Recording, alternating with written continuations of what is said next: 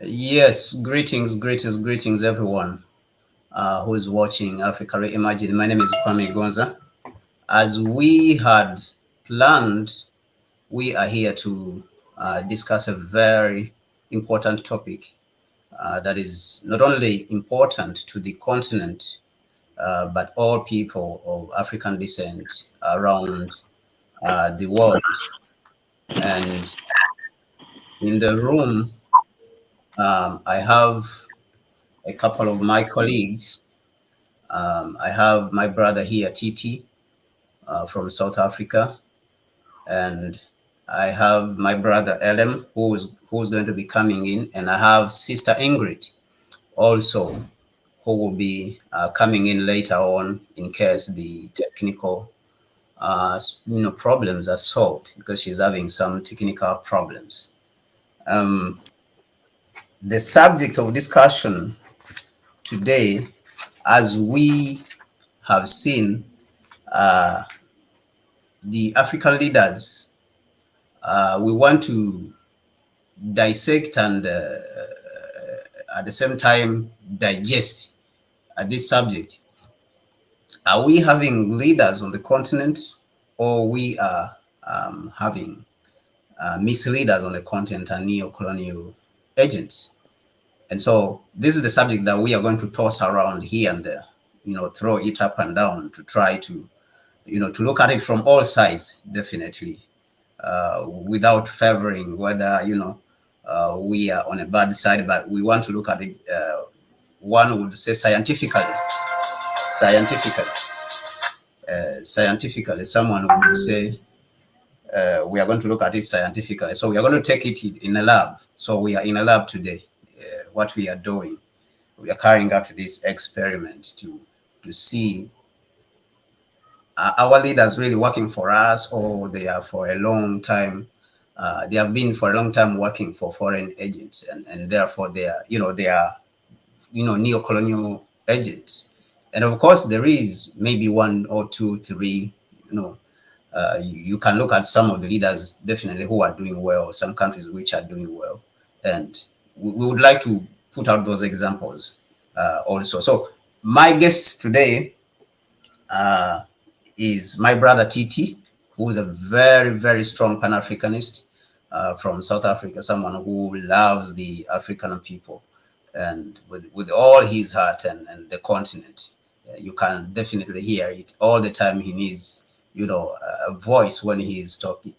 And my brother Elem also, who is in East Africa. Technology has connected us.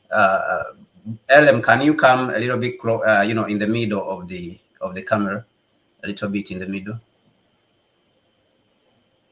a little bit in the middle, a little more, a little more, a little more. Like No, this? no, no, no. The other I side. come closer. Okay, No, all right. What about like this? definitely. That's it. That's it. All Yeah. right, So yes. yeah. So we are going to toss around this subject and look at it from all angles for us to understand where do we stand as a continent. How are we going to liberate the continent if the things are not going in our favor currently? But definitely all of us agree, majority at least all, agree that the continent is in a bad state, is not in a very good state when you look at economically, political, and all the other things. So these are the things which we are going to discuss. So I'll start with the looking at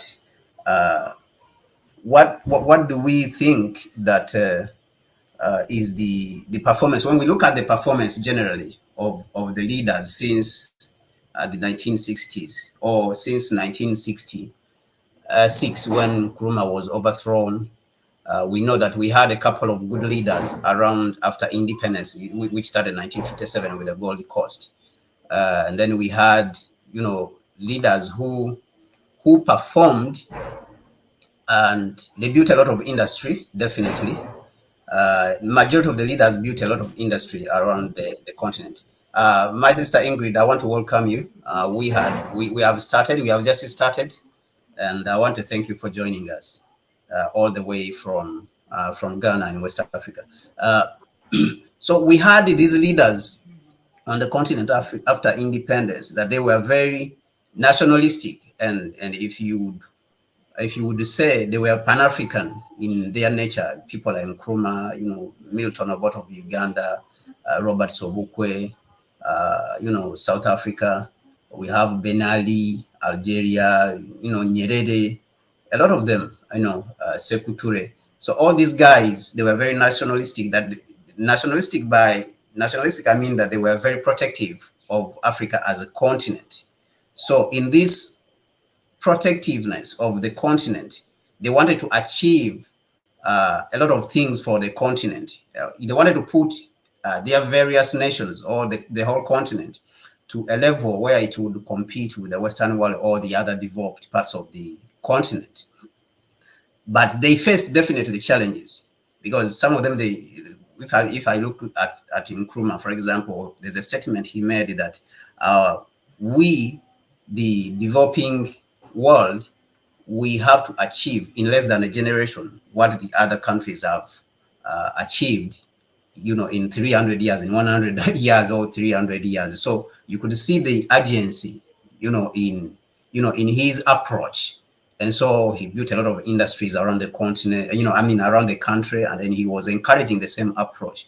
But somehow after that generation went away, we will not go in detail. There was a lot of coups and all that.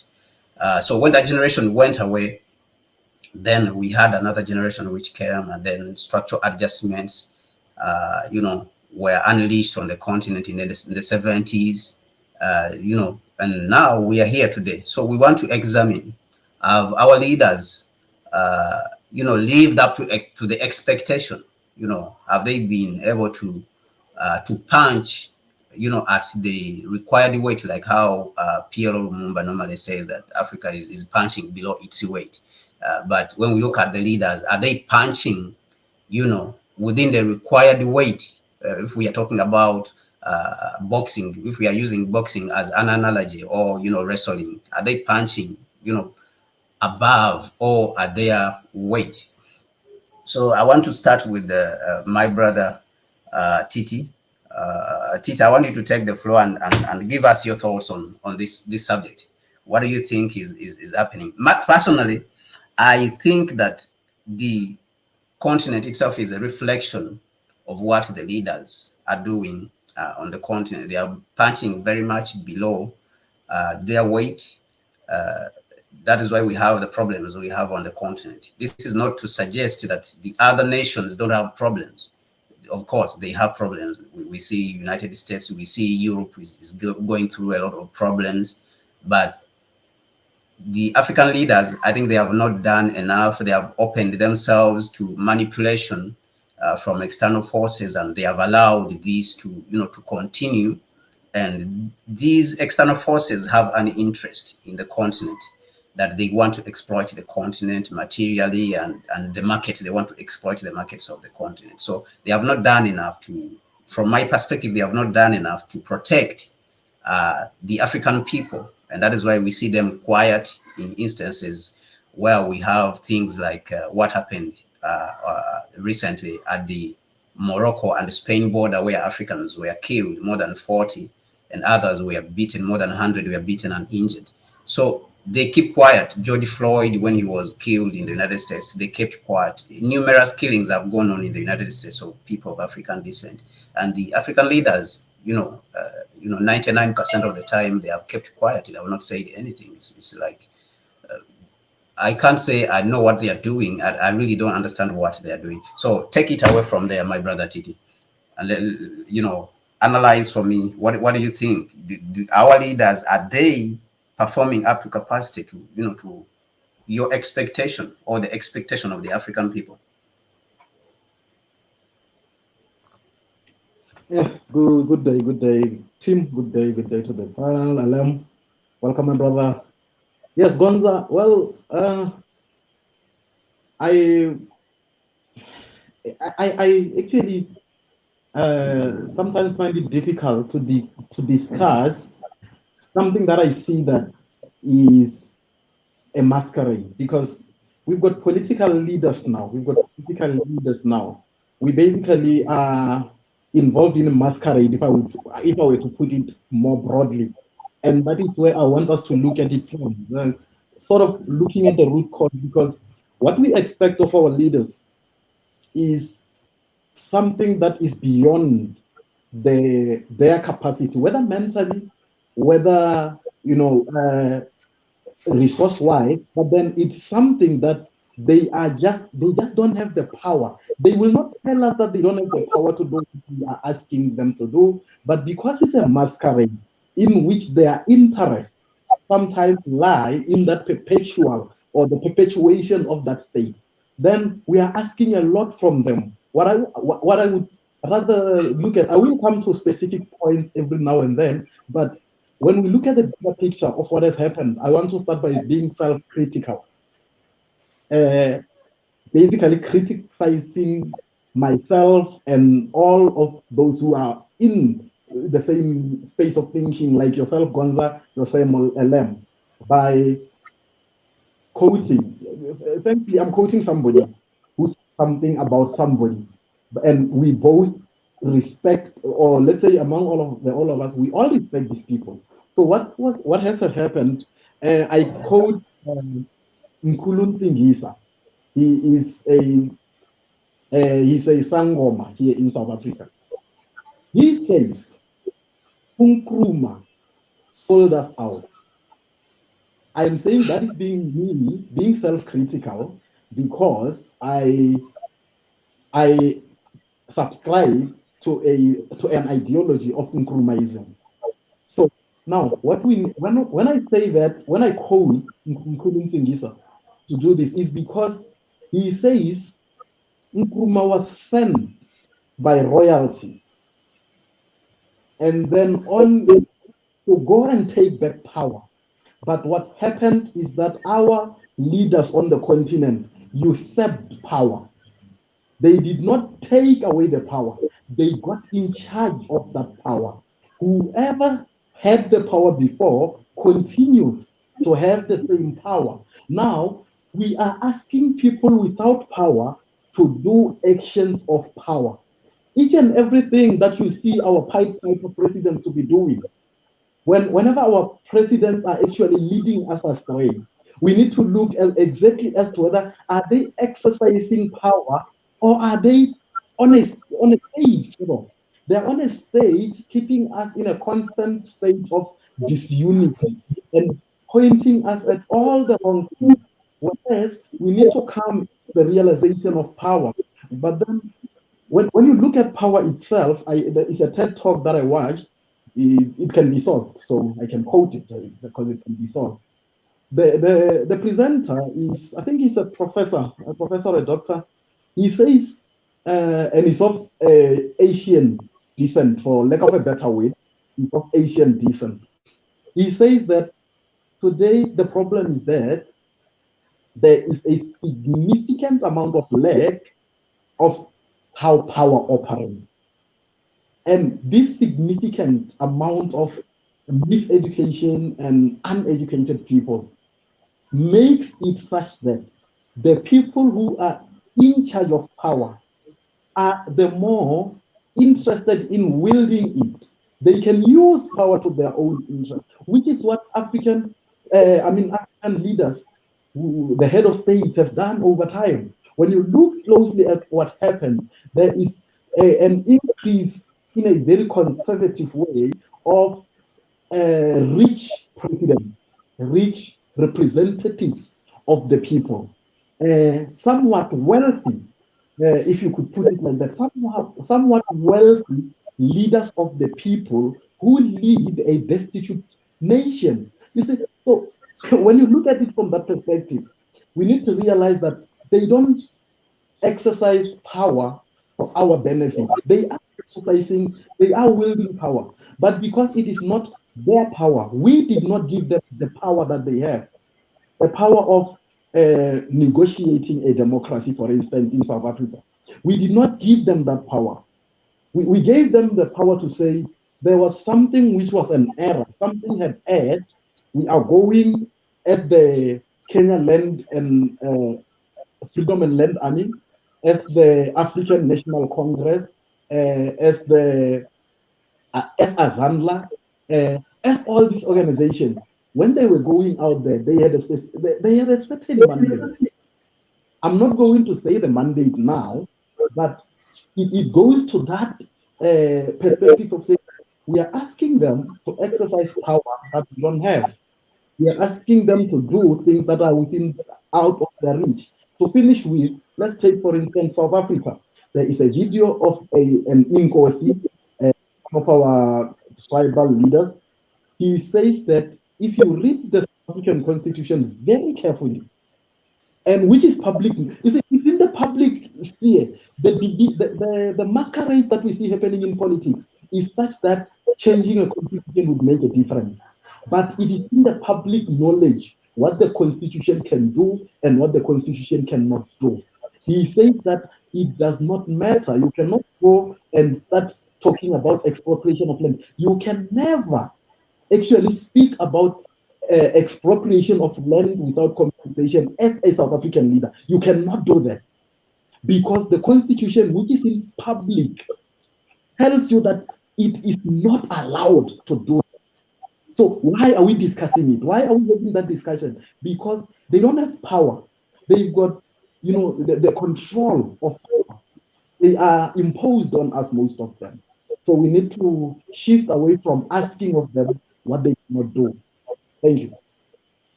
Oh, thank you. Thank you, my brother. Thank you for those remarks. Um, I'll come back to you. I have a couple of questions definitely which I want to ask you on the points you made. I wanted you to clear a little bit on certain things which you said on the capacity that our leaders, they don't have the capacity. Let me come to you, Elom, with the same I would suggest, question. sorry, Uh, I'm not okay, sure would okay. Elom, can you hear me? Absolutely, absolutely. Thank Yes, you. I'm getting Thank you. you. Yes. Okay, all right. All right. So I was saying that I'm coming to you. I want to understand what you think about the same question. When we are assessing the performance of the African leaders on the continent, have they lived to the expectation? And why do you think they have not lived to the expectation? Yeah. So that is the question which we are grappling with, because, like we said, we want to look at the continent and push it here and there, up and down, and then turn it all around and see how our leaders lived to the expectation. And then later on, we will come back with the question: what can we do, and what are we doing in the various? Who is to come to the rescue of the African continent itself? Who is to come to the rescue? So we as a people have to understand who is supposed to come to the rescue of the planet. But let's go to the question. Do you think the leaders have lived up to the expectation according to your assessment? Thank you very much, Gonza, about this is a Sorry, very sorry, critical sorry. question. Hello, hello, hello. Sorry, and I mean all the leaders on the continent, which you can touch on, not All, only Uganda and East Africa, but how you see the leaders are behaving on the continent. If you're talking about in South Africa, you're talking about in West Africa. In the northern part, we see that Morocco participated in the European Union's massacre of our people, who are going to, trying to cross the border. So all this is part of African leadership. That behavior is part of African leadership. So I want you to touch on as many leaders as you can. And then later on, we will talk definitely about the solution. all right. Thank you very much, Gonza. Yeah, this is a very critical question that needs analytical minds to digest and simply give an overview of how things can be worked on in this way. Yes, apparently it is one of it's one of the most contradicting things in the continent right now to understand how these leaders have tried their level best to work towards achieving what we as young Pan-Africanists think should happen as unifying the continent itself. but much as we tend to see them trying to give us confidence in front of the curtains that they are Pan-African, but behind the curtains they are sleeping in the same bed with the white monopolist, or like the white capitalist. So I also want to consider the fact that uh, there's something that John Perkins one time quoted in his book, the Confession of an Economic Hitman, where he said that the old colonial mercantile system of those with power without resources controlling those with resources without power. So we as African countries, we have been grappling with how we can ensure we can work with our resources to achieve the good of the people. But we have some external powers. Those who have powers without resources are controlling us. So in this aspect, I would also want to quote the new Marxist who say that the economically dominant class control the political class. So we have those in the metropolitan countries trying to control the politics of our continent. Just like give an example of the Ramaphosa in South Africa. Much as we might think that at the point when he was being put into power, he was acting in the will of the people, but when you entered there, he found himself very powerless to consider putting the South African issues at the forefront. Because the system that we are working in, is so powerful to the extent that a single individual president in Africa cannot fight against it. You know what happened to Magufuli? You even know what happened to other Pan-African leaders whom we tried seeing working towards something that is so unique that we need in the continent, but they've been squeezed out by the system, the corporatocrats. These superpowers, they use their intelligences around the continent to always try with their level best to suppress the democratically elected leaders. And sometimes, if not, they try to use their powers to influence the politics of the country, either by pulling in some other youth to come and fight for something that they don't understand. Like, remember what happened in Libya. Yes, we said Gaddafi might have had some issues of not considering the fact that there was need for a change, maybe to be to leave power in that point. But we can also consider the fact that what Gaddafi was protecting was more beyond himself. And you know what happened in Libya, with the NATOs and the America. These people here have a lot of powers. So in trying to create a situation of this kind, we have to build a system that has to fight a system. America, even when we are to consider right now, they are presidents, but the presidents may not stay even for more than 8 years. But even when they are to leave power, we find ourselves, they have a strong system that is still operating, that is still considering the fact that the foreign policies of America are always superimposed on the third world countries. That's already a systematic thing that can always work out. Does Africa have one? If we don't have one, then that means we are always going to consider the fact that we pinpoint one of these African leaders to consider the fact that they have to push for an agenda, but they are powerless to do that because they are fighting a system and they are individuals. So the individuals are vulnerable to the system. Even when we are to consider the fact that we remove all the leaders right now and we put the Pan-African leaders, as we can consider the fact right now, they will be overpowered by the influence of the Western world because these are capitalists. These are people who can influence the country's politics without you knowing. Right now, even as we are considering the fact that we can always put something into position, but you have to know that there is technological progression amid this political retrogression. Technology right now makes it so hard for the politicians, even within their countries, to put something out because at one point, the young youth, I mean, the young Pan-Africanists are having information from outside the countries or outside the continent, and the information that they are getting is uncoordinated. What they are consuming is uncoordinated, and right now they are being influenced by those. Like, give an example of the grants. Like one time when we were discussing with Tyson, he was saying that most of our youth right now are being taken up by the grants or like proposals. They say that debates the names of what Africans should do, that the Americans are trying to do, and such things. So what we're trying to push for right now is also not in line with what really has to be done. That's why I'm trying Thank, to say that much. Yes, I want to thank. first continue something a little. I'll just say that Okay. we can also consider the fact that even when we have to push for the governments to be more responsive to this aspect, but the government is overpowered by the need to always provide for its people, like as if it's a socialist country, and that way the people totally depend on the government, meaning that the people are not so much strong enough to stand on their own to question their governments. So they're dependent on the government, and that makes their governments more powerful in their own territories, but powerless in the external territories. Thank you. Okay, thank you very much, Elon. You made the very important question there, that our leaders are overwhelmed to a very big extent, with the neo-colonial control from the metropolis, the colonial powers, which I think is a very, very, valid point. And also, if I would look at it, I can say, confidently that this is one of the reasons why our leaders have not performed to expectation. Because if you look at the 1960s, this is one of the things Nkrumah was talking about seriously.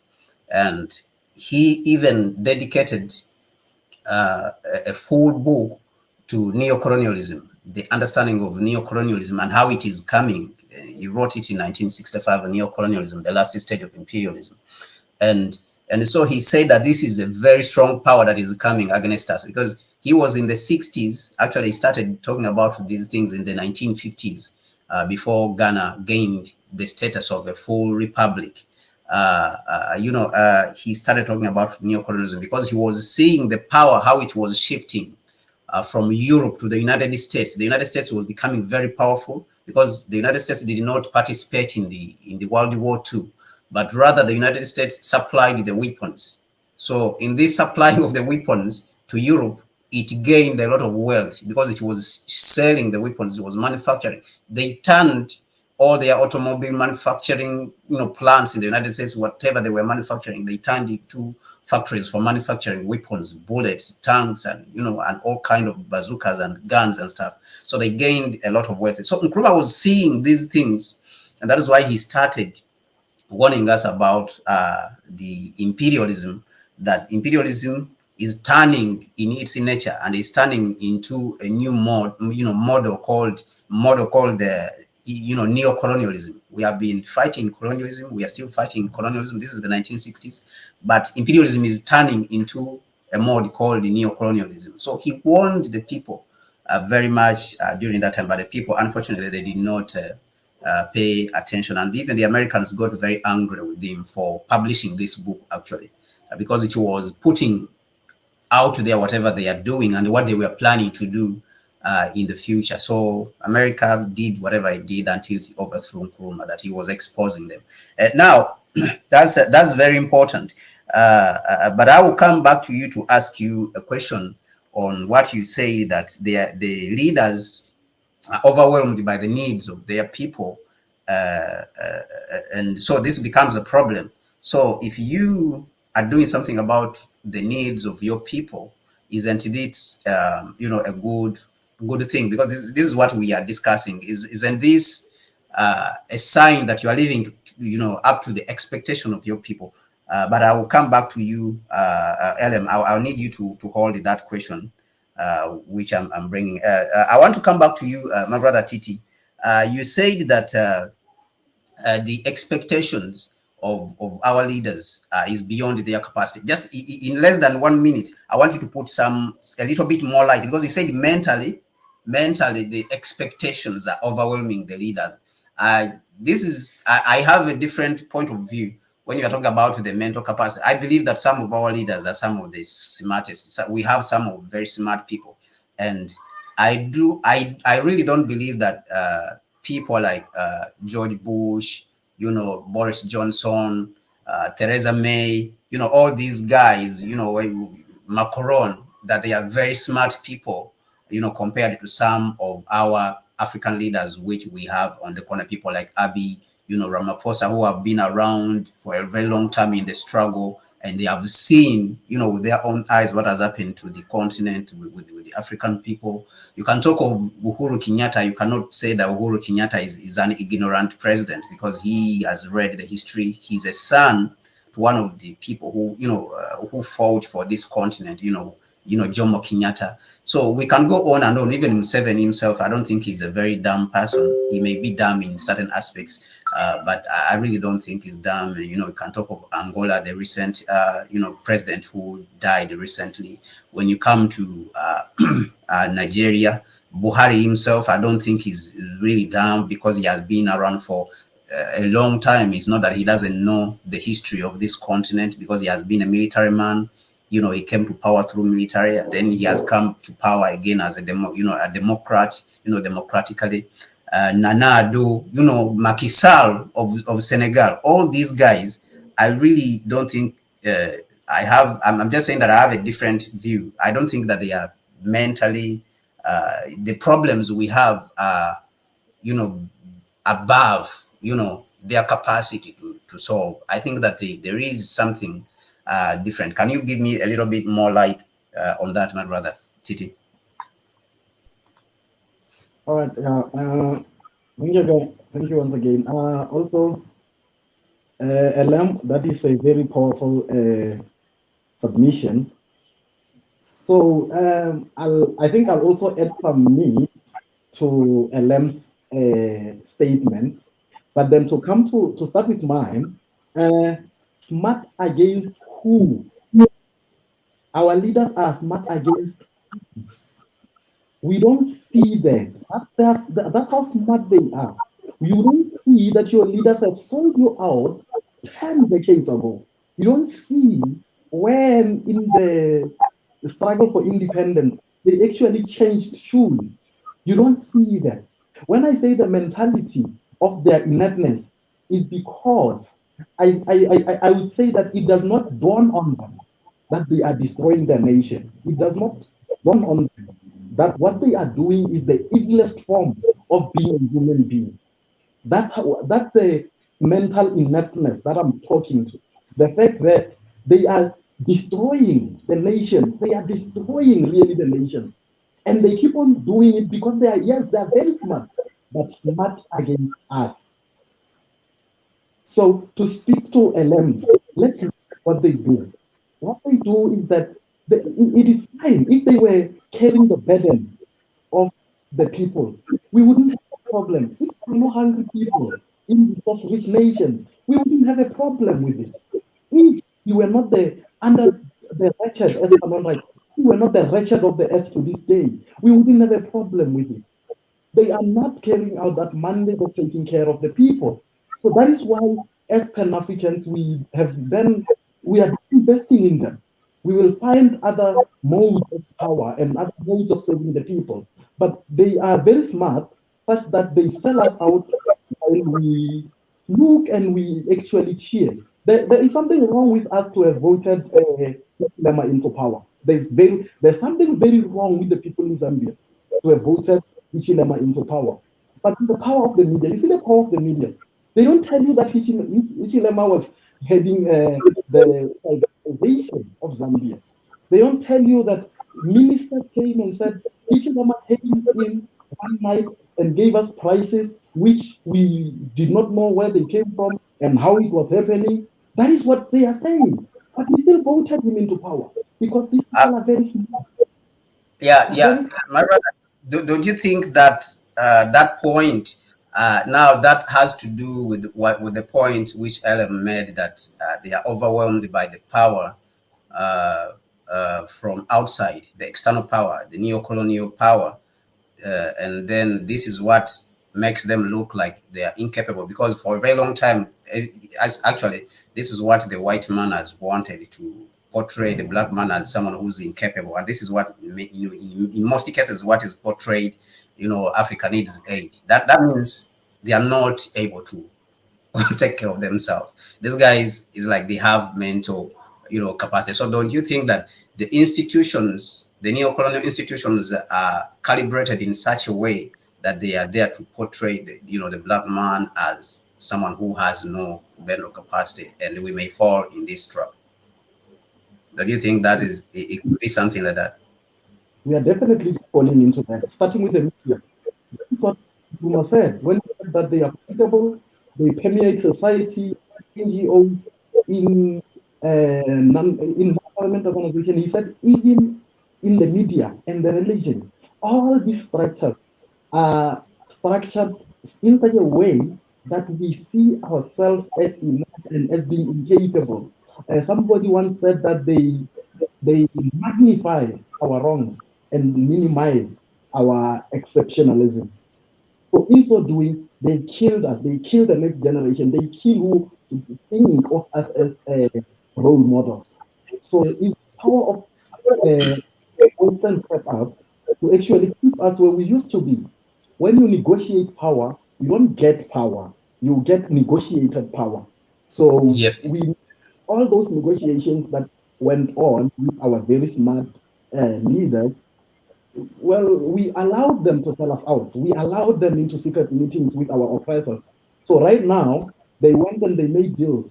It's very embarrassing. It's very embarrassing to see Ramaphosa wearing a suit and a tie, going to an uncombed Boris Johnson who is untucked and messy. It's very it's very demeaning to see that happening. But because their mentality is that of a slave, their mentality is that of ineptness, and they are pulled down. Even our leaders don't have what it takes to actually demand respect, simple respect. Yeah, so can you give me a little bit also more light on what he said? I definitely agree with you that this is a question I think we have to grapple with, the question of foreign influence, and then some of our leaders being very old and giving in to this power, this neo-colonial power, and not fighting back. If I could charge them, if I could charge our leaders on the continent, is it would be the inability, to give in, and say they will not fight, but rather they will be around to enjoy themselves with their families and friends. There's a system in Ghana which they call family and friends government, which is for family and friends. When President Nana Addo in Ghana, before he came to power, was in opposition, used to say that the president who was there, who was Mahama, President John Mahama, was a very good friend of President Kenyatta in Kenya. And President Nana Addo, in opposition, used to say that Mahama's government is a government of family and friends. And so when he comes to power, he will not exercise the same thing. But we are seeing now that President, Akufo-Addo, when he came to power, he did the same thing. His brother, his cousin is the Minister of Finance, and then all the other people, advisors and stuff like that, all of them, they are from his family. So I see that we have to charge the leaders for their inability to stand up, because people like Nkrumah stood up to the problem and said we have to fight back. We cannot just sit down and fight back. So I wanted you to give me a little bit more understanding of why this gentleman said that Nkrumah sold out. I wanted to get a little bit more information. You spoke about a gentleman who said Nkrumah sold out. Just in less than, I beg you, my brother, in less than 1 minute. Less than 1 minute. Okay, less than a minute or so. Okay, I have to make it long, but I'm going to keep it to less than a minute. Try. Machiavelli writes in The Prince. This is a narration from Dave Chappelle on meeting Maya Angelou. He says that the essence of what Machiavelli was saying is that you kill the brightest of them, such that whoever leads them is the dumbest they have. Because I want to say this because colonialism picks our leaders. Colonialism picks who our leaders are. Lumumba died, Nkrumah died, Biko died, Pinto died. These people who keep on dying, Baimuntu died. these people who keep on dying, Honey died. These people who keep on dying are the leaders who could have done something different. They did not get to make it a seat of power. Now, everyone, you can, not everyone, most of those who make it to the top end up being what we actually did not want, because whomever we forward for approval from our masters, whomever we vote for, then is somebody who has already been prepared. I mean, we filled one person, they filled 10. And if that one person wins, like Manly did in Jamaica, he dies. One way or another, he dies. So let's really get to understand how the leaders that we have now, where do they come from? Who are they? Who are these leaders? Where do they come from? Who were they before they were they? So then we will understand how we don't have the power to actually effect any change. They But could. but that suggests that Nkrumah was a sellout because he came to power. Can we use No, the same? Can you use the same analogy to say that Magufuli was a sellout because he came to power? let's be saying that I said all of them. It ends up being that those of our leaders who represent us, the media will work against them. Their own people will work against them. We will end up go and find any mainstream news article or clip on Magufuli. It will be his funeral or something that he was dead about. But then go into the newspapers and then you will read about how Magufuli, when he gets to a hospital and there is madness, he does away with it. Go and read about Nkrumah when he's in Conakry and broadcasting, telling the nation of the investments that he has made in the country. Go and listen to those. But then in the mainstream media, they will tell you that Nkrumah was a Pan African who was overthrown by one of his hair, and then they will tell you that he tried to centralize power. That's the mainstream. So when I say Nkrumah sold out, is the fact that ours originally was not a political system of power. However political it was not the politics of today. Ours, there were governance systems before colonization, and now we have overtaken. Instead of disrupting governance system imposed by colonization, we said when you see we did basically what the Europeans did in the American colonies. When all of a sudden they declared independence, they usurped the land became theirs. So when the constitutions of the English colonies were adopted in each and every state, when your constitutions are discussed, are debated at Lancaster House, uh, then what exactly are you buying? How are we? We are in a negotiated settlement here, Yeah, and yeah, the I get you.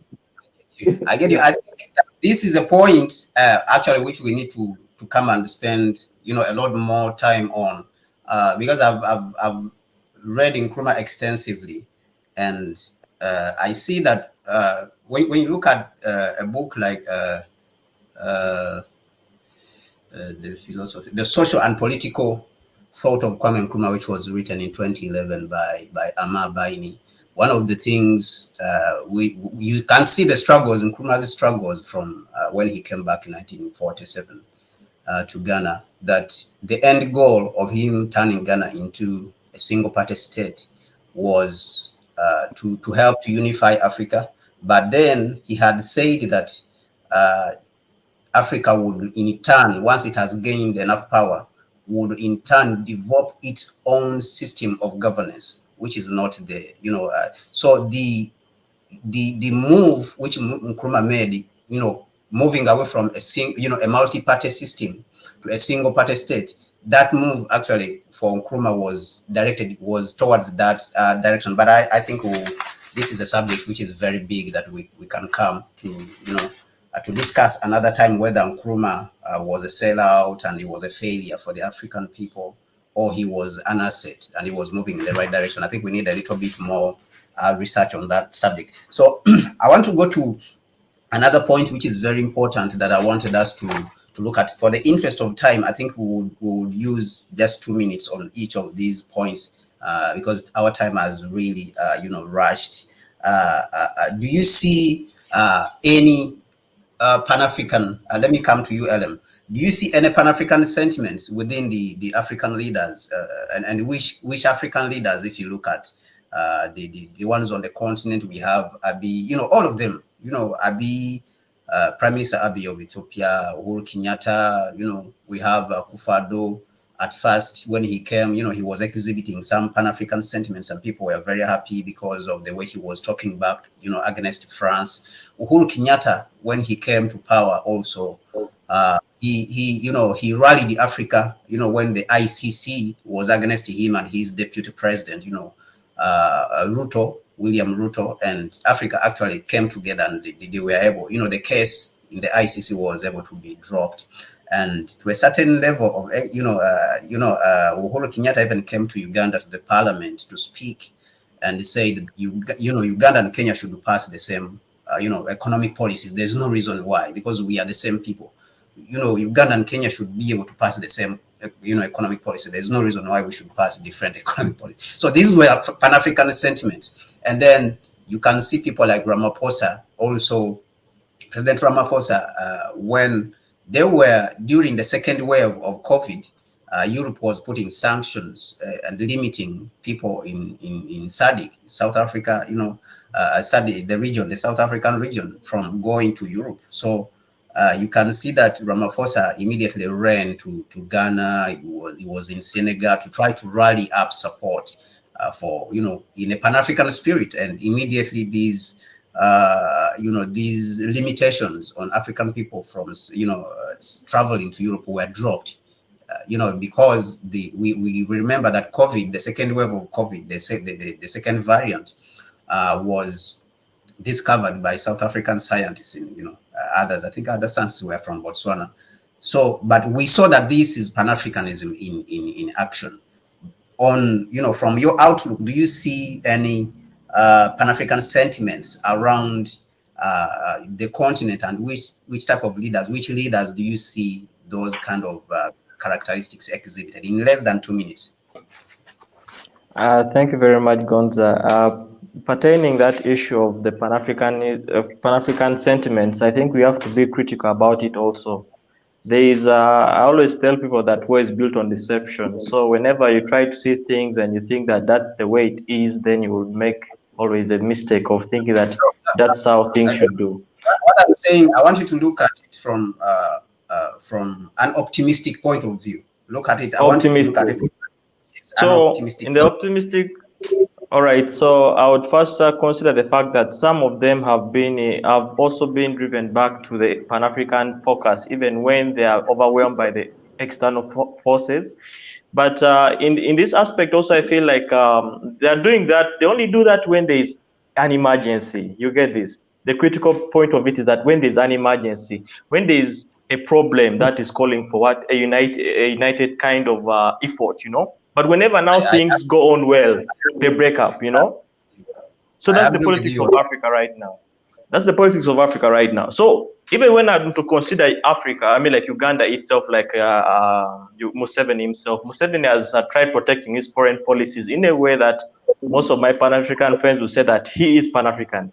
But Museveni's foreign policies are they are kind of capitalistic, They're driven by the needs of power and money. I give an example of Somalia itself. Museveni, our forces fight in DRC, they fight in Somalia, and whenever Museveni is trying to make his point, he says that he is doing that because Africa needs each other, But at the same time, you have to know that America injects a lot of money, even machineries, even the Europe, to Uganda's forces. And these forces here, they gain a lot of powers when they are coordinating with these external powers. Things that are not told to us, but that's how our economies operate. These singular states, So even in DRC, you know what was happening in DRC? Even in Rwanda, when the Rwandan guys are also trying to again they were also training some rebels in DRC, and also Uganda also was trying to train some rebels in DRC. And in other aspects, Museveni says that he's fighting for the what? For DRC to be liberated.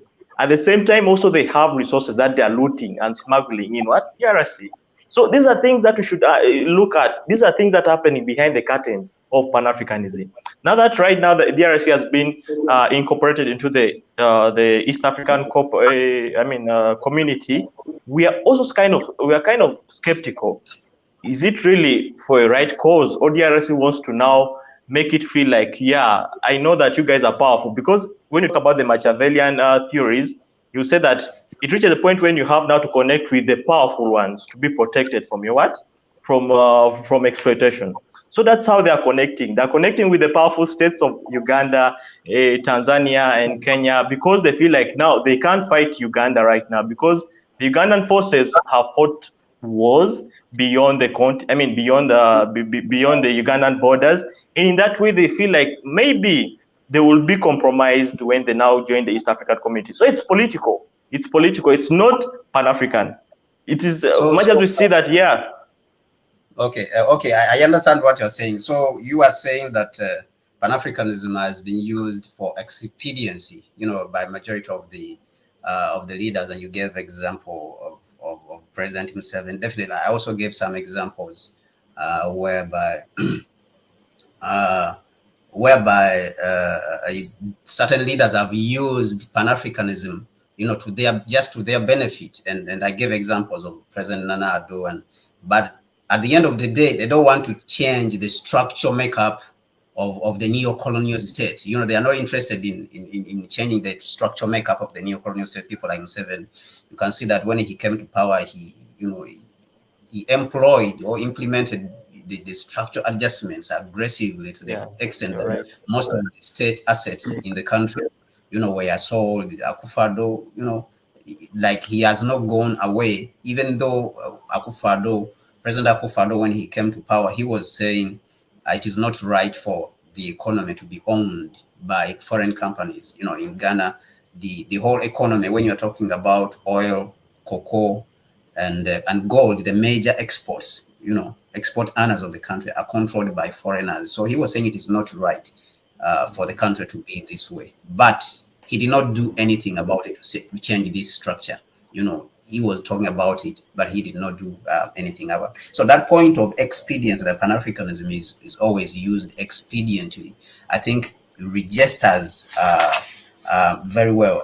My brother Titi, what would be your thoughts on that? Do you see any Pan-African sentiments around the continent as we are going on? Within the leaders themselves. It's difficult to come after LM has just said that it has become a political vehicle. But then I think I can put it in perspective and say that we the people are sometimes to blame. I know that it's like decades of miseducation and uneducation, but then we are somewhat to blame because in 2 minutes, my brother. In 2 minutes, we want very quick. The time is giving us. We need to look at what we want and what the political leader is saying.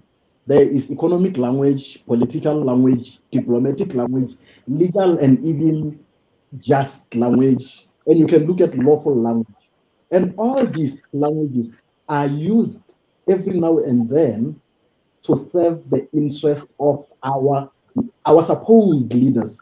Because when you look at when you talk about Pan-African sentiments are very sentimental, but we need something more than sentimental language. We need something more than in their action. What is happening in their action? I mean, you could take in Ethiopia. When all this is in Ethiopia, they've got a very nice land setup. They own their land, which is fine. But then with all of what is happening in Ethiopia, the best aircraft in the world, why are there 23 million hungry people in Ethiopia? Because that's what ABA is not disputing. The UN says that there's 23 million hungry people in Ethiopia, and ABA agrees. Pan-African as he might seem, what is the sentiment behind? What is the action behind the sentiment? We need to go and say, yes, Ramaphosa is calling for the unity of Africa. He's visiting these African leaders. But then it comes back and says he is also selling SAA, the airline, and he is also in the process of selling Telcom, the network carrier, the state-owned network company. So we need to, like, telecommunication. We really need to go beyond Pan-African. Does that the example, especially which you Look brought, at Nagawa. the example? No. Before that, look at Nagawa. Look at Nagawa. Nagawa is building infrastructure in Zimbabwe. Exactly what Nkrumah did. That's what Nagawa is doing now. You don't hear about that. Hear about if you are building capacity in the nation, it is called inflation because you did not borrow their money, you used your own money. Now Yes, you get a final. it's the same thing which I wanted to say. Doesn't that come back, like the example which you give, it's a very good example which you gave of Prime Minister Abiy, Ahmed of Ethiopia. Doesn't that bring us back to the same point which Ellen made and said that we are overwhelmed by neocolonialism? Because you said that the UN comes. Of course, we know the UN is part of the neo-colonial tools. It comes in and it influences within the country people to accept that they have famine, and then it comes in as the savior. We are the savior. We have come to save you. That savior complex, of course, which white people come. Don't you think it brings us back to that same point of us or the leaders being overwhelmed by neocolonialism? And definitely, this is a point which we will come back to when we are talking about a solution. So I want you to hold it right there, my brother Titi. So I want us to look at the African diaspora now. When we are looking about when we are looking at the African diaspora, also because we have to bring them in, as you know, Nkrumah in one of his statements said that all people of African descent, whether they live in North, South America or any part of the world, are Africans and belong to the African nation. Because even when he was in Guinea-Conakry, he was still envisioning the African nation, that it is possible to achieve this nation called Africa. And the African leaders, you can see that they have not really been responsive to the plight of the Africans in United States. And when I talk about Africans in the United States or in the Caribbean, I mean the people who are, falsely or in one way or the other called Black Americans, African Americans, all these kind of names. But I believe that these are just African people who are in the United States. But our leaders, it did not only show. It has not only shown on the people of African descent in the United States and Caribbean. We were talking about Brazil. Many African people have been mistreated in Brazil. And African leaders, it's like they don't pay attention. And this has been confirmed with what you may think that it is because these people were taken from the continent, 300 years ago, 400 years ago. But this has been confirmed even with the instances which we are seeing in the Mediterranean, that our people are crossing to go to Europe. They are drowning in the Mediterranean Sea. They are trafficking them. They are selling them as slaves. But it looks like the African leaders are quiet. And, here and there, the African Union mutedly puts out a statement. You can see the murder which happened in Melilla, at the border when people were going to Spain. These policies, the immigration policy at the border there, at the European border with Africa, it has been actually put up. That policy was instituted by the European Union, even though a lot of people have been saying Morocco is the one which killed the people. Definitely Morocco has to be held accountable, but instituting this policy, it was the European Union, and the European Union definitely participated in the killing of our people and removing the president in Libya, because this immigration has increased, has surged because of the presence of the government in Libya, which, the government which was destroyed, Gaddafi's government, and this government employed a lot of Africans because this was a very powerful economy. But the African leaders, even to this, they did not pay attention. They did not put out statement. The African Union put out a statement and said this case should be investigated by who?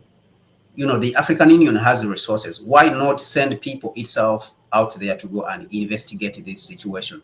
So I find such a statement, which was put out by the African Union, as unfortunate, because you are saying, Musa Faki puts out a statement and says they should be investigated. This case should be investigated by who? When the African heads of state are not doing anything.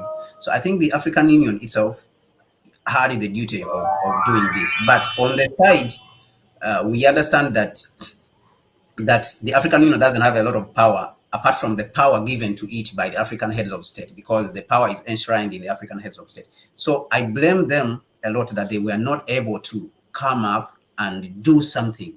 And when we are talking about the African diaspora, where do they come in? Where how should we look at this plight? Do you see any leaders on the continent who have responded to the plight of the African diaspora in America and all over Europe and China? We saw instances in China. Let me come to you, LM. Can you unmute and come in and put some little light on that in less than 1 minute, because the time is running out. Thank you very much, Gonza. I feel like, yes, it is true that the African diaspora is very instrumental in the fights that are happening in the continent. For they are most times, the problem is that most times they're also disorganized, as some people would also position this. They have delineated themselves from us in that they are quiet. They come as individuals trying to spot things on YouTube, but they don't come as a system, more like as an organization that is already organized to at least work with these heads of states. That's why some people, one time someone said that the African diaspora, the people are disconnected. They are living in individualistic, states of life, just as in America and Europe, it is more of individualism. So these people are already now working towards what makes them happy or what makes them fulfill their lives than what they can do for the continent.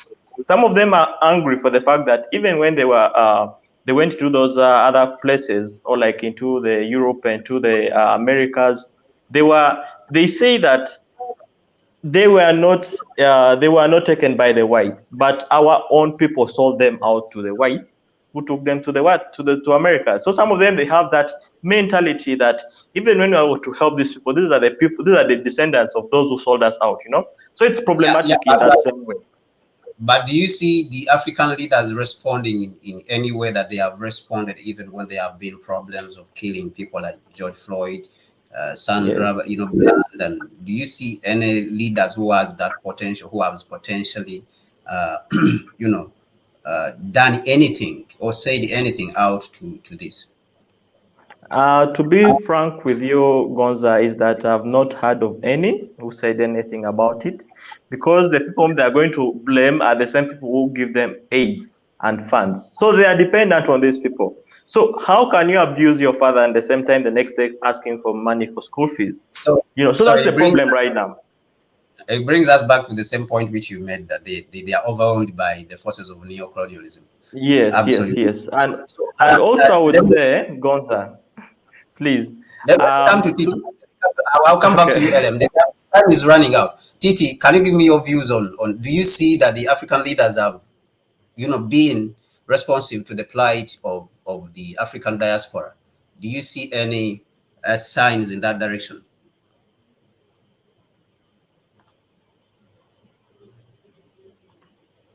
No, unmute yourself. Please unmute yourself.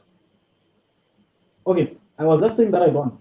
I don't, because the definition of diaspora also is it's messy. It's a little bit soft. We don't really know what we are talking about when we talk about a diaspora.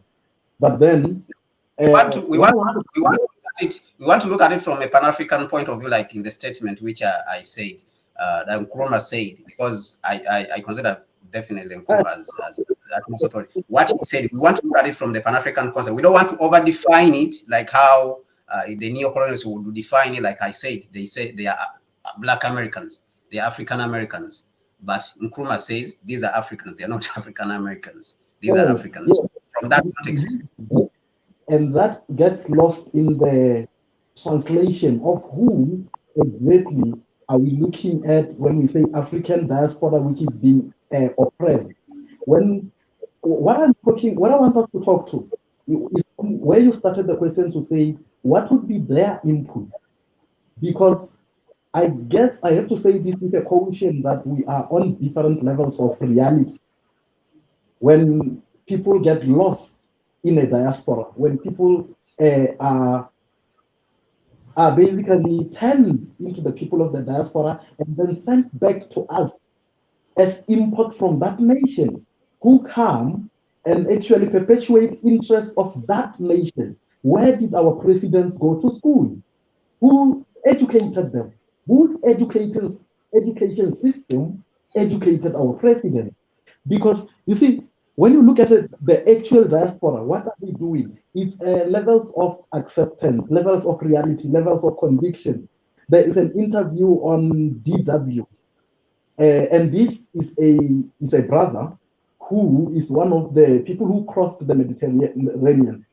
However, when he's being interviewed, he is saying, "I regret coming here." This was when the time when black people were being attacked in the Strait of Gibraltar. There, those nations there were somehow oppressing our people, and then he was crying, saying, "Why are we not seeing, as a diaspora? Why are we not seeing, as black people, that something is wrong in the continent?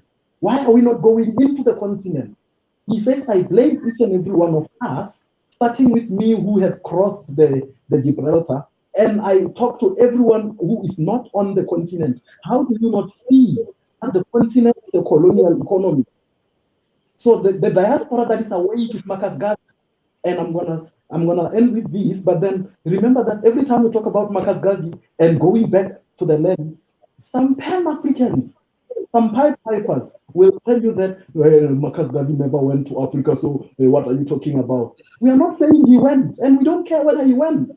What we are saying is that the diaspora, Africans, go back to Africa. We don't really care what you have. We don't really care how rich you are or how uneducated you are. We just want our people back on the continent. Is that too much to ask? Do we have to go back and put Marcus Garvey on trial for being a black American from Jamaica who has never been to the continent? What is stopping you to jail? Marcus Garvey went to jail. Marcus Garvey went to jail for, I think it was a theft of like $20. He went to jail for 5 years plus. Which jail did you go to? Who is standing against you coming back to the land? So we need not deal done with the who is the diaspora. We need our people back on the continent who will work for the continent. I agree. I absolutely agree with you when it comes to the diaspora returning to the continent. Standing in the same belief or basing on the same belief and outlook which Nkrumah had. I think the diaspora and people like I think Akufo-Addo, they tried in Ghana, they tried to make the year of return, and Senegal is one of the countries I know that they have extensively welcomed the African diaspora. Gambia, Tanzania, I think also we have a couple of, a lot of them. Uganda also has tried, because I saw recently a video going around, and I published also another video here. Terence Howard was seen in Uganda. I think he's still there this week. He was trying to talk about some hydrogen technology, which he says he wants to bring to Uganda. Those ones who want to watch that video is in my channel. You can watch it. So there is a couple of instances I think various countries have done.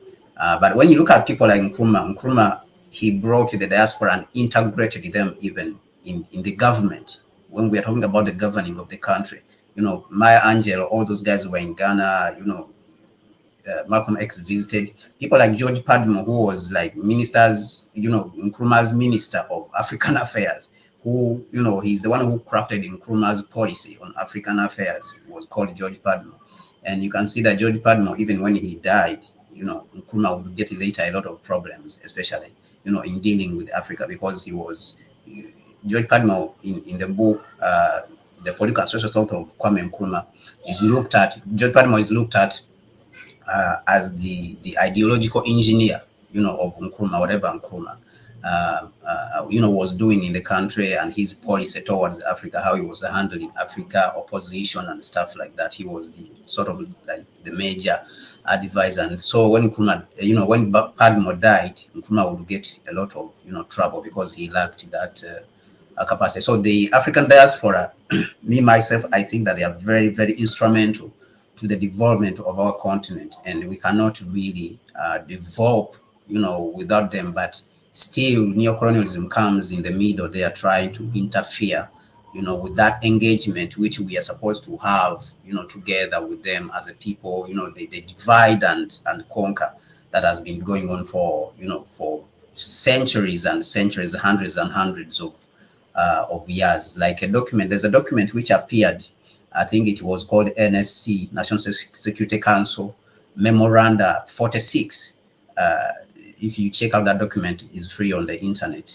It was a document which was written to the United States, to the United States president, outlining a policy of keeping the Africans on the continent and the Africans in the diaspora. This document was written, I think, in the 70s.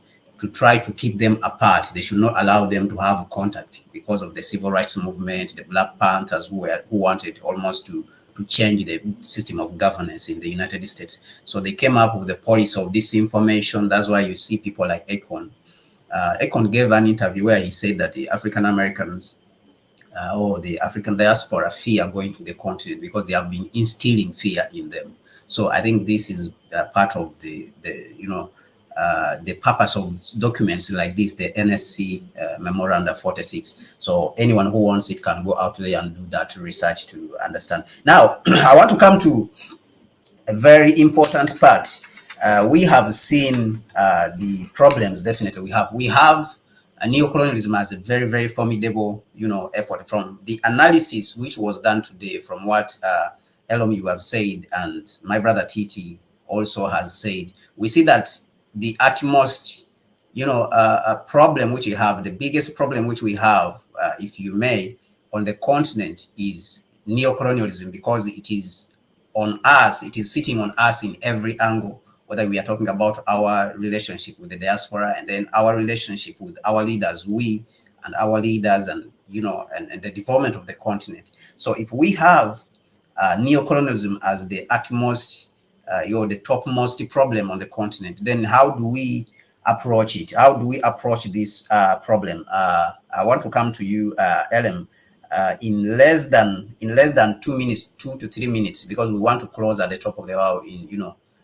We want to spend on this program 1 hour and 30 minutes is enough for us. So we have 18 minutes to close. So I want you to articulate for me in less than 2 minutes, what do you think should be the approach for us to fight against this neocolonialism that is affecting the continent, and then all our relationships, whether it is the citizens and the leaders has been turned upside down. The citizens are confused. They don't know what is going on. The Africans on the continent, the African diaspora, they don't know what is going on. We don't know what is in the minds of the leaders. We are just blaming that the leaders are not doing what is right. But in this discussion, we have an analysis. We have seen that imperialism and neocolonialism has a very, very big role in what is happening on the continent. What should we do as a people, and who is responsible for bringing about that change that we are desiring and push our continent, like how China has been pushed in less than 30 years? Because now nations are developing rapidly. It's not more like 300 years, 50 years, 150 years. In less than 50 years, you can build a nation. Singapore, which we normally compare ourselves with as Africans, many African countries have been comparing themselves to Singapore. In less than 30 years, China, in less than 30 years, from an agrarian to an economic superpower that is right now challenging the United States. So for us to be able to reconstruct Africa in less than 30 years, what are those things we need to do for us to take back the continent? Ellen, can you come in? Yes, thank you, Gonza. This is very important. Yes, this is very important. I'd want to first give some two historical examples here. I can give an example of America that took all over 159 years to build its economy before it could come back to fight with the other parts of the world. That's why when it came after the Second World War, it was already very organized to work with the what? To work with the outside world in the names of globalization and capitalism. And China, it took it only like 30 years to work all these things out, you know. So I think a planned economy is important. I know it is very good. It's going to be so painful and so tragic in a way that it will cost our lives. But there's no construction without destruction. You know, there's no construction without destruction. Just like as Mao Zedong said, there's going to be a very painful change. And since revolutions are so painful, they are not going to be words, you know, much as the civil society is trying to make it in words, but we can make this action be more actualized in a way that we have to make sure that the economy is planned in that before we open up to the external world, we should be already empowered. The internal, I call them the internal transformative capacities, industrialization has to be worked on in that we have to build infant industries because what we are operating on right now is a distorted economy. We produce what we do not consume and consume what we do not produce. So that makes us more of dependence on the Western world for manufactured goods. That itself is tragic, you know, depending on foreign aid because our people need to be empowered.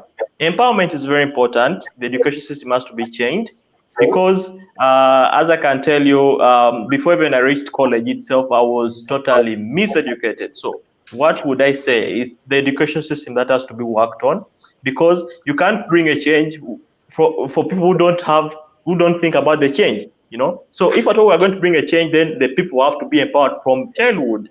Why do they So, become empowered in the so you universities or higher? are you saying that we need to educate the people in the method of liberation of ourselves? Is that the Yeah, solution? the education should go back to our historical roots and into what we've gone through and how we fought our wars, the revolutions that failed. The point I was making is on the question. Let me just paraphrase this. The question I was asking was that what do we do now as we have seen the problems, but what do we do now as a people? Me and you and Titi and maybe the person who's watching.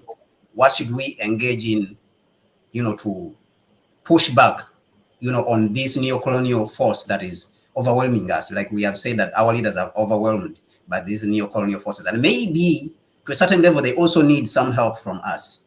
So who is supposed to do that work of pushing back, organizing, maybe I may say like that, pushing back on, to organize and push back? Who is supposed to do that kind of work, and what methods are we supposed to use? Yeah, the strategy itself is clear. We need to build a system that is not easily identified by who is operating in it and who is poking a nose out of it, you know. A system that is not easily identified but built on formlessness, you know, like as we can talk about the Sun Tzu in the Art of War. Because what is destroying most of our African leaders is being so much predictable and identifiable in terms of fighting for Pan-Africanism. That's why they can easily be identified and killed or destroyed by the European powers, you know. These people have built a system that is not easily identified by a human being, but you just understand it from the consequences that it puts onto our countries, you know. So building a system is very important. A system that would make us easily destroy another system, and that can be done in form of unity. Are the civil societies unified in the aspect that they can push for something, or they are just looking for followers than looking for minds that can push for something? That's all I Thank can you. say for now. Thank you very much. My brother Titi, let me come to you. What do you think we should do as a people, looking at this predicament that we are in, these problems that we are facing as a people? We have, like we said, identified neocolonialism and imperialism as the biggest problem on the continent that is affecting, choking the leaders. They cannot breathe. And then the people, definitely, in turn, these people, our leaders do not act on behalf of the people, they are supposed to serve. What do you think we should do and who should do this. I know I'm going to talk about what we are engaged in definitely already, what we are doing on the side, for us to counter this kind of force, the activities we are engaging with other organizations. But just give me your point of view and what you think. Thank you, my brother. That's a mouthful from Professor Nyong'o. So, let's start with the fact that we cannot aspire to China if you don't know 1949, when Mao takes power. Because that's basically what you are wishing for, if you wish to be China. If you wish to be Russia, perhaps, the one state today that can man up to NATO, if you wish to be Russia, you need to go back to Lenin. You need to go and know that in 51 and 52, there was a great famine in China. So we need to realize those. That's what we are hoping for. If we want that to happen, if we want to be self-sufficient, we need to go and do what the other nations do. The question is, has it ever been done on our continent? No, no. And until then, we then go and then we try to exist in a state and make sure that you are fed and you are best, while also making it a point that you are changing what the hell that is. So the question is, as Pan-African, are we positioned in such a way that we're able to get away from the notion of golden handcuffs, whereby the fact that the system keeps you has got you under arrest because you cannot really act in the interest of the nation. I think the coach Sinclair yesterday would say that it is very difficult for a man to see otherwise. His salary is dependent on him seeing the way he sees things. So it is very difficult for that to change. So what we need to do as Pan-Africans is engage in what Alan is proposing, to say that we educate people beyond what they are educated, beyond the education of the classroom, beyond the training that is provided by the system. Because as George Carlin says, the system does not need independent thinking people. It needs obedient workers. What they don't tell you is that for capitalism to exist, one of the pivotal prop up for capitalism is an overabundance of servant labor, if I can put it in, because you need somebody to exploit. So some of us, because we are already in the capitalist system, we are making our money and we are feeding our family and we are interest, we might not want it to change. So it's going to be very difficult. We might have a great exit. It happened in Jamaica when Manley came into power. It happened in Cuba for the Cuban Revolution. There is this great migration of people going out of the country because they believe that their skills are not going to be aligned. And then in Jamaica, Michael Manley allows them to leave. He says, no, it's fine, let them leave. Let's charter a boat for them and then let them leave so that we can be able to build a more communal thing. So thank you very much. Thank you very much, my brother. So from, if I synthesize what you two have said, is like what Africa needs. It needs very serious transformation, a very, very, serious transformation or revolution. That is what is needed for us to be able to catch up. When you talk about the Chinese Revolution of 1949, it was a very, very vigorous, struggle against the external enemies of China, who were the European powers and the United States. And then they went on also to struggle against the internal enemies themselves. These are the guys who ran and went to Taiwan and built, Taiwan. They were also wanting to run China in a certain way. So I think definitely Africa has to run, to understand that it has to go in that direction if we are, because if we are to bring about the change that we desire. And actually, coincidentally, that is the same way in which I also look at it, that the continent has to go in that direction. We have to take stock of our energies, as especially Pan-Africanists, because Pan-Africanists, for a very long time, they have been at the forefront of struggling against imperialism. And I think the experience is there already. If we combine our forces with the diaspora, we should be able to reach somewhere. Pan-Africanism, when you're talking about 1791 in Haiti, the African intelligentsia, or you would call it Pan-Africans, they are the ones who struggled against that oppression of France, Britain, and Spain. And when you come to the 1940s, 1945 Manchester Conference, which happened, it's still Pan-Africanists who came together. And even though the forces were overwhelming, of imperialism, they had dominated the continent, but still people like Nkrumah, George Padmore, Amy Ashwood Garvey, they came together and they were able to struggle against this colonialism. And within a short period, period of 10 years, because if you look at 1945 up to 1957, that's a period of 12 years. So within 12 years of struggle, where these people were minimized and were looked at as nobodies. If you go and read about what the Europeans thought about the Manchester Conference, which was in England that time, they say that this is just nothing. These guys, these guys are not anything, because they are not in power. They don't have businesses. They have nothing. So they just looked at them as nothing. But these guys came back, and within 12 years, they started a fire. So I believe personally that is the attitude which the Pan-Africanists have to take, that we have to marshal up these forces which we have, and then be able to liberate the continent. We have to work together as Pan-Africans as much as possible. All the organizations have to find a way of coordinating their forces. And one of the things which we are doing right now is that we have come up with petitions which are put in the comment section. And those petitions for the demand for a united African state, that is number one. There are 3 petitions. And number 2 petition is for the demand for a single currency and a single passport for all Africans. And number 3 is a petition for the stoppage of wars on the continent. Those petitions have been endorsed by the PLO Lumumba Foundation.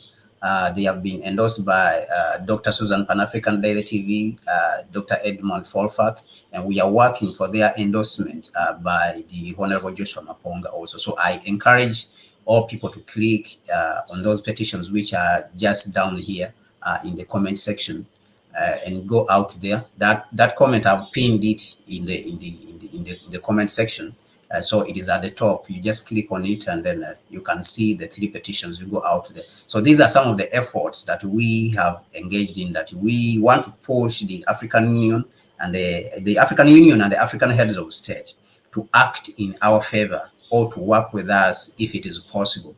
But we understand that Africa really needs a revolution, and that revolution has to be led by the Pan-Africanists, the conscious people, the conscious Pan-Africanists on the ground. They have to be, we have to sacrifice and put our lives there, regardless of what, like my brother Atiti said, our cost of living, where, regardless of where we are, whether we are working with the neocolonial infrastructure, and that is where we are getting our food, we should be able to risk whatever we have, like what Nkrumah did. He risked everything just because he was fighting for the people. Marcus Garvey, Chris Hani, all these great people, Steve Biko, they did not care about whether they lived or died, but they cared about that the African people are free and they have dignity. And what is at stake today is not only the freedom of us as a people, but also our dignity as a people, as African people, and not only on the continent, but around the world. Like we said, if you have seen how the African people have been treated, for the last 600 years, 500 years, 400 years. So with that being said, I want to thank you, my brothers. I want to thank you, TT. I want to thank you, Adam, for coming on board. Our time is up, and I want us to be on time. I want to thank you for your thoughts, and this deliberation. But I think on the whole, we have all reached consensus that the problem is neocolonialism, and it is we, the people, who have to struggle against that, and we have to work together. We have to find a way of working together. So I want to thank you very much for your thoughts and this, rich discussion that we had this afternoon and evening. Depending on where you are, Uganda, East Africa, South Africa, and West Africa. I want to thank you very much. And until we meet again, I will invite you so that we can discuss further on this corner. There's a lot of issues actually which we are raised that need full discussions, you know. So I want to thank you very much for coming.